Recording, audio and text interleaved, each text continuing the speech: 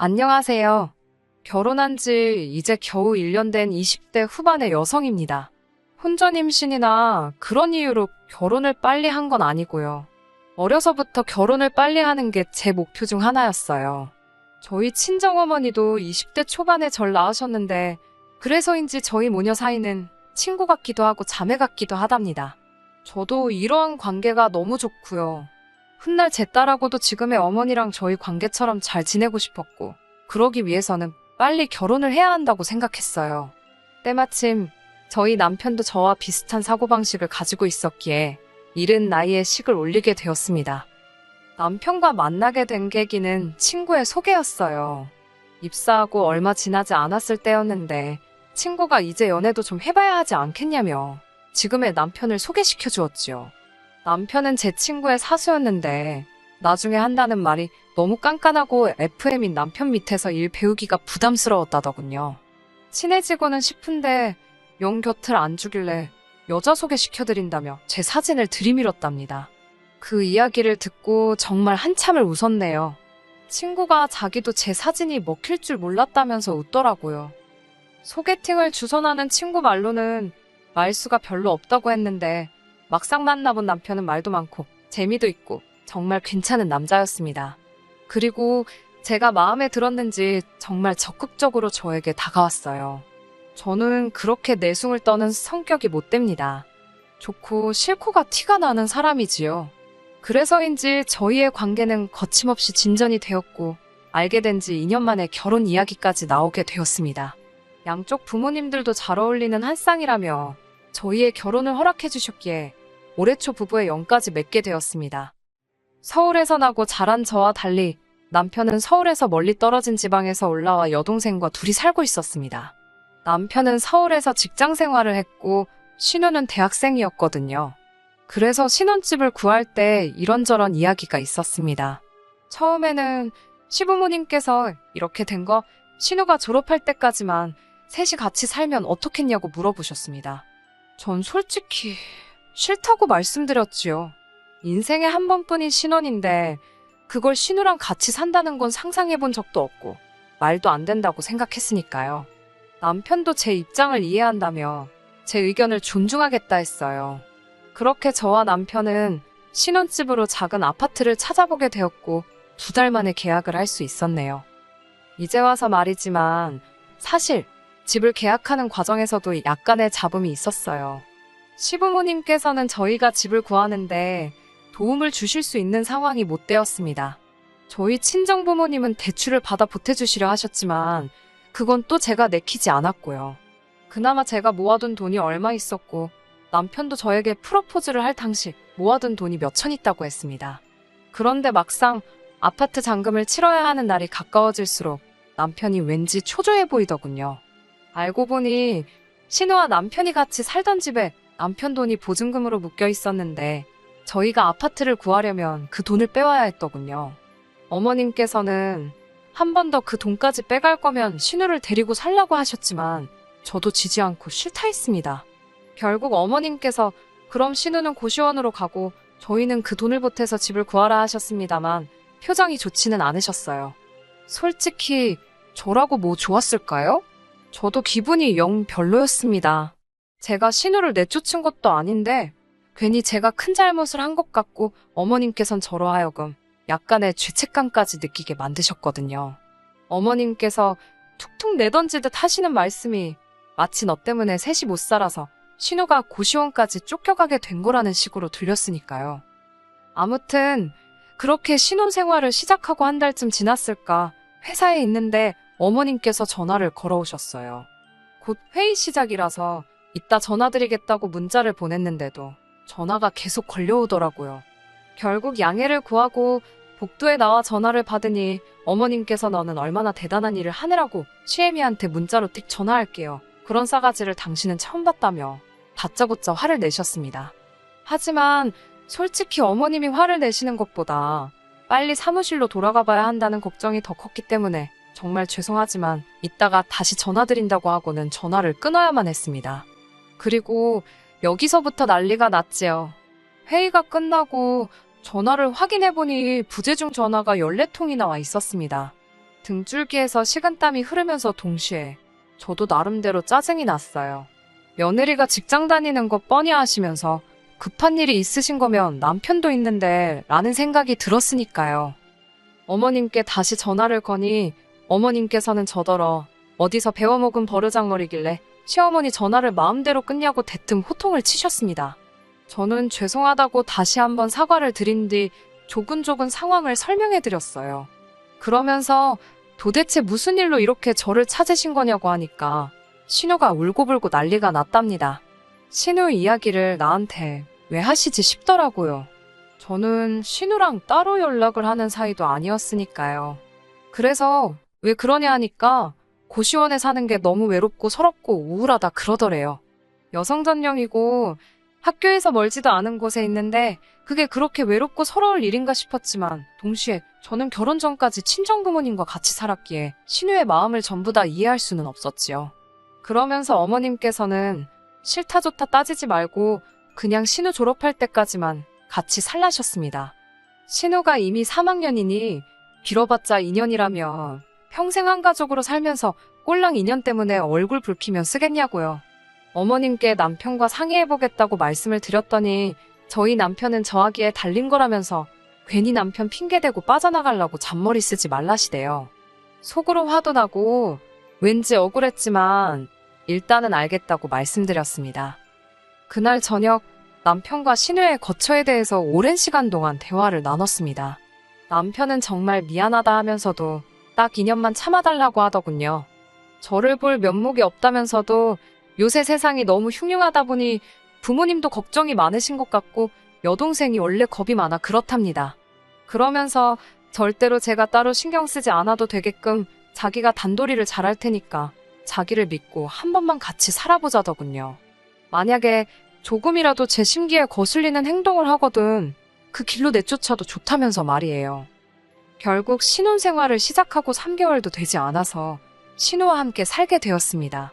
이유가 어찌됐건 제가 내린 결정이었으니 누구의 탓도 하고 싶지 않았고 하지 않았습니다. 하지만 문제는 신우였어요. 신우의 행동은 제 심기에 거슬리는 정도가 아니라 아주 저한테 덤비는 수준이었지요. 저와 남편이 비록 맞벌이를 하고 있긴 했지만 웬만하면 집안일은 제가 하려고 했습니다. 일단 직업 특성상 저는 야근이 없거든요. 9시에 출근해서 5시에 퇴근합니다. 반면에 남편은 야근이 있는 날도 많았고 일이 정말 많으면 주말에도 종종 사무실에 나가는 일이 있었기 때문에 웬만하면 집안일에 있어서는 스트레스를 주고 싶지 않았어요. 이것도 누가 시켜서 한 일이 아니라 제 결정이었으니 누구의 탓도 하지 않았습니다. 문제는 신우가 사용하는 방이었어요. 저희가 사는 아파트는 지어진 지 얼마 되지 않아서 거실과 안방 천장에 각각 시스템 에어컨 총 2대가 설치되어 있습니다. 신우는 작은 방을 쓰고 있었는데 그 방에는 에어컨이 없고요. 즉 신우 방은 100이면 100 덥거든요. 그런데 이상하리만치 방에 들어가면 꼭 방문을 걸어 잠그고 나오질 않더라고요. 외출할 때도 방문을 꼭 잠그고요. 이것도 사실 저희랑 살게 되면서 자기가 멋대로 설치한 건데 아무래도 제가 불편해서 그럴 수도 있고 저한테 보여주고 싶지 않은 게 있을 수도 있고 그래서 저도 굳이 걸고 넘어지진 않았어요. 그렇게 같이 산 지 겨우 2주쯤 됐을 무렵이었습니다. 신우가 쓰는 방 앞을 지나가는데 찌릿하게 시큼하고 비위상하는 냄새가 나더군요. 직감적으로 뭔가 방에서 썩고 있다는 생각이 들었지요. 마음 같아선 당장이라도 열어보고 싶었지만 예의가 아닌 것 같아서 신우나 남편 둘 중에 한 명이 돌아올 때까지 기다렸어요. 적어도 지 오빠가 열어보면 별소린 안 하겠지. 하더라도 적당히 하고 말겠지. 뭐 그런 계산이었지요. 하지만 냄새가 난다는 걸 인지하고 나니까 그 냄새를 맡으며 시간을 보내는 것 그 자체가 고역이더군요. 아무튼 그렇게 한 3시간쯤 흘렀을까 어쩐 일인지 남편과 신우가 같이 들어왔습니다. 요 앞 편의점에서 만났다면서요. 신우 손을 보니 편의점 봉다리 안으로 컵라면에 뭐에 잔뜩 보이더군요. 말이 나와서 말이지만 저희 신우가 식탐이 좀 있어요. 행여나 먹는 걸로 서운케 한다는 소리가 나올까봐 집에는 늘 음식을 떨어지지 않게 준비해두는 편입니다. 하지만 저와 신우의 식성이 많이 다르다 보니 신우가 간식을 따로 사다 먹는 눈치였어요. 사다 먹을 수 있지요. 자기 돈으로 사다 먹는다는데 제가 뭐라고 하겠어요? 하지만 한 집에 살면서 신우는 말이라도 같이 먹을래요? 혹은 한 입 먹어봐요 같은 소리를 절대로 안 했습니다. 솔직히 제가 뭐 치킨 사 먹을 돈이 없어서 기분이 나쁜 거겠어요? 좀 치사하다 생각은 들더군요. 그래놓고 제가 뭐 하나 사다 놓으면 그건 또 귀신같이 찾아 먹습니다. 그래놓곤 꼭 오빠가 사다 놓은 줄 알았다면서요. 참 얌체 같지요?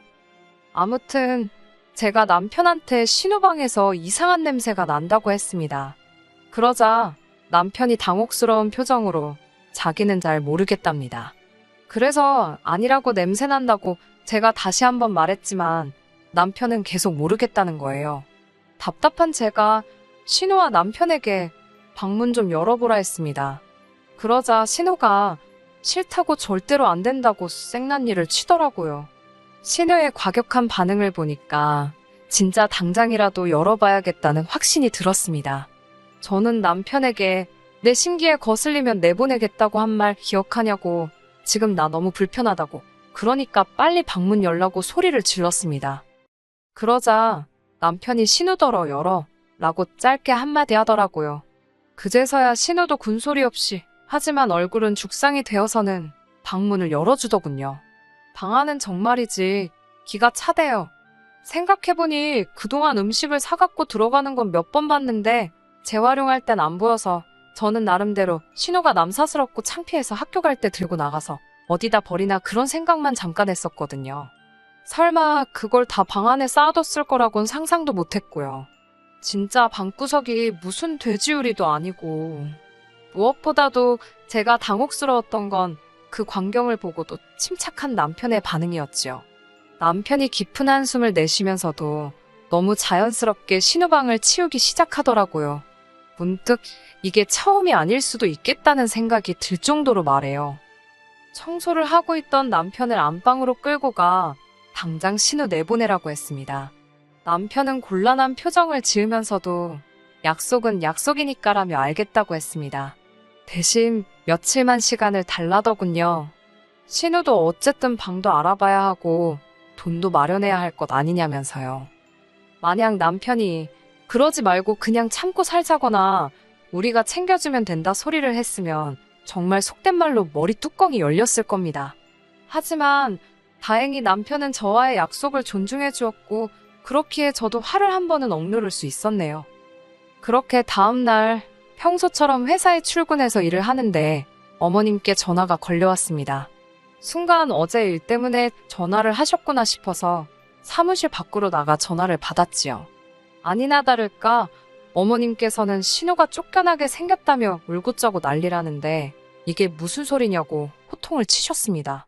얼마나 고함을 치시던지 지나가던 사람이 다 들을 만큼 큰 소리였지요. 저는 무슨 일이 있었는지 이야기는 들으셨냐고 하니까 다 들었답니다. 제가 먹는 걸로 하도 눈치를 줘서 신우가 저희랑 식사를 하면 체할 것 같았다네요.